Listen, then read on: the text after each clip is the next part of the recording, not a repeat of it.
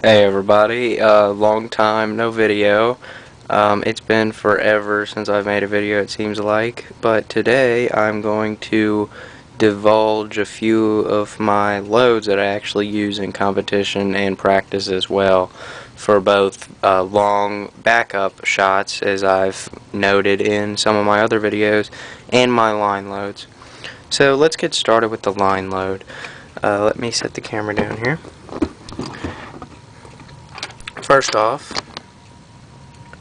we have the all-around good powder, the red dot, made by Alliant. Comes in 1 and 8 pound containers. It may also come in a 5-pound container. I'm not for sure. But this is basically my load. I load 17.8 grains of red dot per shell, which you can see right there in the center. The Claybuster Windjammer wad, which is an extremely good wad. I use it all around.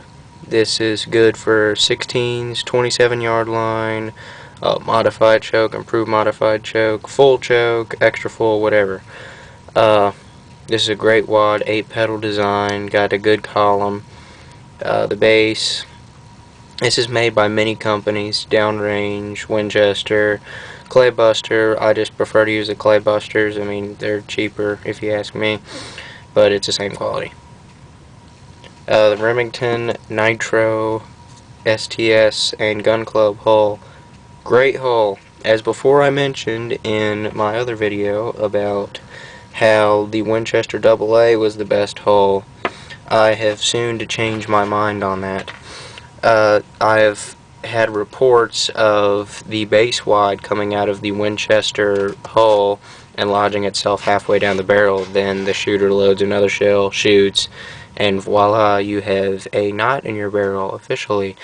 So that's only happened a few times, but I don't want to be one of the people that it happens to. So that's why I switched to the Remington hull, because it has the, I highly doubt you all can see down in there, but it has the integrated base wad inside it, which is part of the hull as it comes out of the extrusion machine. So that's a very good hull. Same brass quality, everything else. Same crimp. 8-point crimp, everybody. I think that if you don't know the difference between an 8 and a 6-point crimp, you shouldn't be around a reloader anyway. But these are all 8-point crimp. I also use the Fiachi 616 primer. Goes off great. I've noticed that the face is a little hard on them. Sometimes my Beretta doesn't always want to fire them. But, again, they're cheap. They're about $5 cheaper 1,000. So, I'll get whatever works. It's about equivalent between a Winchester primer and a Federal primer. And then the key right here, 0 wad pressure. This will not add any velocity.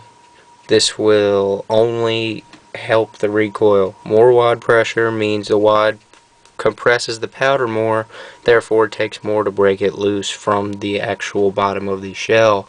0 wad pressure means that there will essentially be the wad sitting on the powder, not compressing it.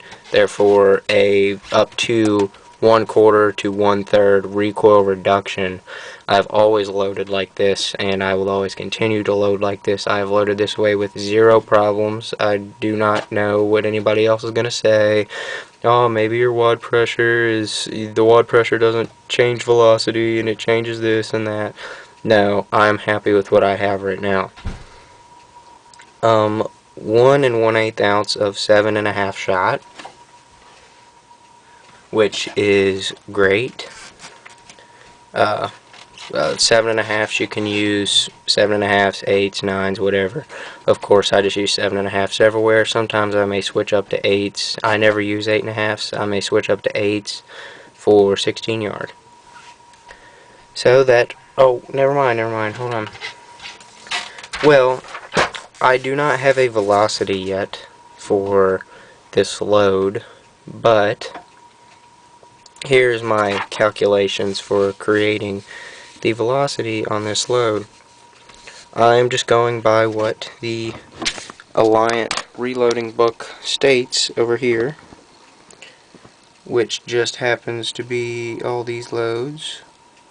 I don't know if you all can see that or not. But what I did was some simple mathematics. Thank you for high school. And there we have it. The 17 grain that Alliant lists that Alliant list is 1145 if I plug the credentials in for my 17 8 grains. I should get 1198.9 feet per second, and if I plug the credentials in for Alliant's 18 grains, I get 1186.7 feet per second. Add both of those together, divide by 2 to find the average, and that is 1192.8 feet per second. You might as well give it a 20 feet per second margin, which really isn't a big deal. Obviously, it's a good trap load, good for anywhere. But there's my line load, everybody. So, off to the backup load. This is what I use for, of course, not like big major shoots, state shoots, whatever. I use this for shooting games and for shooting long-range shoot-offs. Obviously, long shot right here. 31 grains. Some people say that will kick you to death. And personally, if you don't have a precision fit stock or something like I have, or a gray coil reduction system, rad, whatever, it probably will kick your brains out. But I need it for the velocity. And I'm sorry, everybody, but I do not have the velocities on this at this time right now. I'll try to post that in a comment for anybody who wants to know. Use the Remington SP12 wad. This is 1 1/4 ounce wad, which people like, oh, you're loading 1 1/8 and 1 1/4 ounce wad. Don't ask me, really. Don't know why. But this is what the book said for the that there's safe loads. You can load the 1 3/8 and the 1 1/4 ounce. Remington STS Nitro Gun Club hull, just like I had earlier. Love it for the versatility, the strength, and the safety of the base wad. Fiat 616 primer again. Again, 0 wad pressure. I cannot stress that enough. Anybody who changes their wad pressure to 0 will see a difference. I promise you that.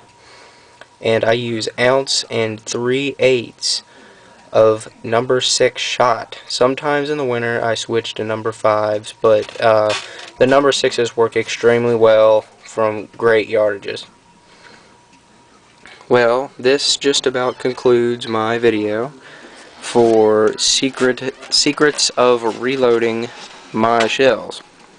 So if anybody has any comments, questions, whatever, just feel free to comment, and feel free to put your own recipes as a comment.